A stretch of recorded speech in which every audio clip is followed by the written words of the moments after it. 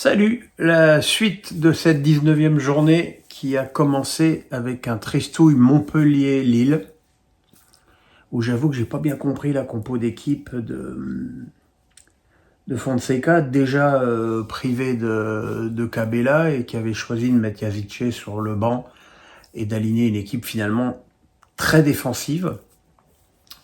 Quand elle aligne une équipe très défensive, tu te procures pas tant d'occasions que ça. C'est même Chevalier qui a fait deux arrêts magnifiques devant Cazerie et Chotard. Et à l'arrivée, un 0-0 décevant pour des Lillois et une équipe de Montpellier qui a quand même montré une meilleure implication dans le jeu. À 15h, on va vite passer sur un triste Reims-Nance avec des Rémois hors sujet.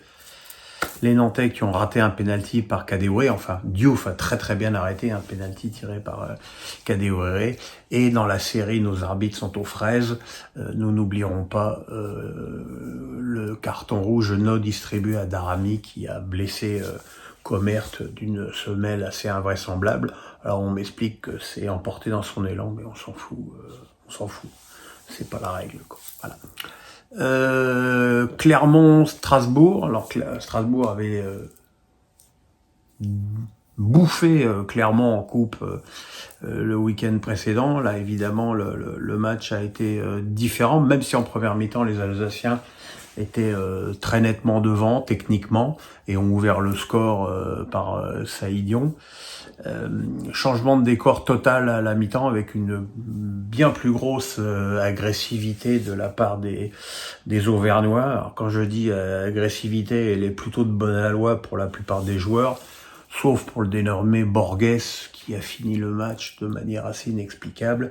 Et sur Coffrier, mais bon, Coffrier, je pense que maintenant on le connaît en France, c'est une des plus grosses tondeuses à gazon du championnat. Et Nicholson a égalisé, et puis en fin de match, c'est plutôt les Auvergnats qui auraient pu l'emporter. C'est pas un point qui satisfait beaucoup les Clermontois, et Strasbourg enchaîne un 8e match sans défaite, mais attention, le week-end prochain c'est Paris, et le week-end d'après c'est Lens à Bollaert. Match spectaculaire, mais un peu inutile malheureusement pour les Lorientais qui ont bien cru lorsque Bamba a marqué à la 91e minute qu'ils allaient enfin gagner un match, mais André Ayou, qui a quasiment pas joué avec le Ghana à la CAN et qui était rentré à la 70e minute, avait déjà dans un premier temps égalisé une première fois pour les Havrais et a donné un point aux Normands d'un retourné assez magnifique, ce qui me fait plaisir, puisque comme chacun sait, André Ayou, c'est un peu la famille. À 17h, Toulouse a plutôt fait une première mi-temps intéressante contre des Lensois pas extraordinaires. Et puis à 3 minutes du repos, Pereira da Costa sur un excellent ballon lobé d'El Anaoui a ouvert le score. Et la deuxième période a été beaucoup plus compliquée pour des Toulousains qui semblent malheureusement, je dirais, globalement incapables de marquer un but.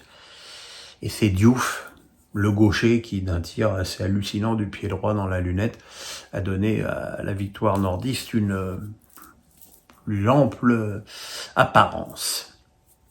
Et puis ce soir, le PSG accueillait Brest. Et je vais faire malheureusement, comme quasiment tous les week-ends, je vais taper sur Luis Enrique. Je suis désolé, je suis déjà pas fan de son football, mais alors ce que je ne supporte pas, c'est ce côté apprenti sorcier qu'il a avec ses compos d'équipe. Il nous a encore pondu ce soir un truc venu d'ailleurs, avec Dembélé, Marquinhos et Ugarte sur le banc, Hervé Emery qui est si précieux au milieu, arrière droit, Beraldo qui vient d'arriver, qui a même pas 20 ans et qui se retrouve à jouer arrière gauche alors qu'il n'y a jamais joué. Alors quand c'est Pierre Sage qui fait ça avec Fofana, on dit que c'est une connerie. Pourquoi on le dirait pas quand c'est Luis Enrique? Voilà. Donc malgré ça et malgré des débats assez équilibrés, Paris a mené 2-0 au repos sur deux très jolis buts, enfin un très joli but d'Asensio, bien servi par Barcola et un but de Kolo Muani à bout portant. qui a repoussé une autre tentative d'Asensio.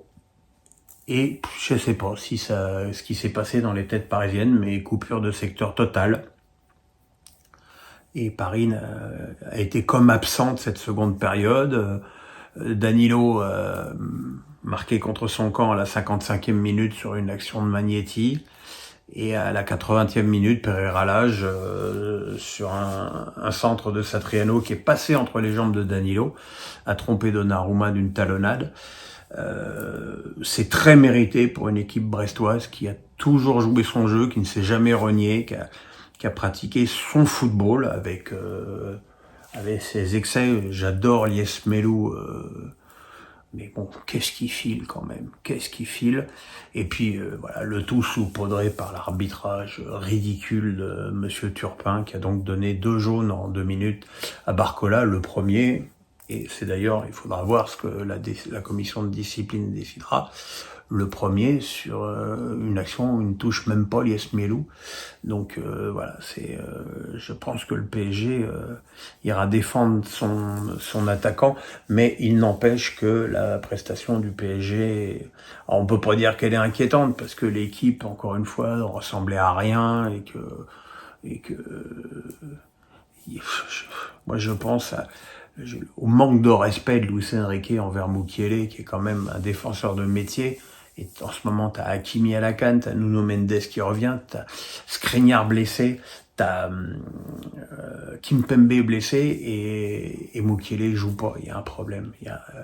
Il y a un truc qui va pas. Il y a un truc qui, comme dirait Hamlet, il y a un truc pourri au royaume du Danemark. Voyez-vous, le Danemark qui s'est d'ailleurs fait cogner par cette équipe de France de hand en finale de l'Euro, que j'embrasse très fort, notamment mon ami Prandi, qui nous a fait rêver durant cette compète. Voilà mes petits amis, demain face à Pierrot, le pouce, on s'abonne, buona notte.